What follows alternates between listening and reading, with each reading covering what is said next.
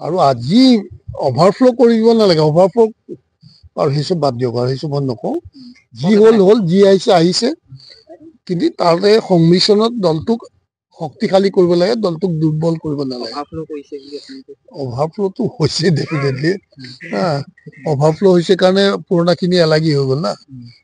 আগতে আমি যেতিয়া প্ৰথম বিজেপি কৰিছিলো, তেতিয়া আমি ভাবো যে আমাৰ দলত বহুত কম মানুহ আছে, গতিকে আমাক মানুহ লাগে। যদি কালি ক্ষমতাটো আহে, তেতিয়াহ'লে আমাৰ এই মানুহখিনিৰ দ্বাৰা যিমান চব পোষ্ট হেৰি থাকে না, পদবী থাকে না, ফিল আপ কৰিলে আমাৰ হাতত মানুহ ইমান নাই বা নহ'ব, গতিকে আমাক বাহিৰৰ মানুহ লাগিব। কিন্তু আজি হয়তো বহুত বেছি হ'ল, ধৰক বাদ দিয়ক। মোক বাৰু বঞ্চিত হ'ল আৰু মোৰ বয়সো হ'ল এতিয়া, সেইটো লৈ মই ইমান চিন্তা নকৰো। মই মোৰ তেনেকুৱা কোনো পলিটিকেল এম্বিশ্যন নাই এতিয়া।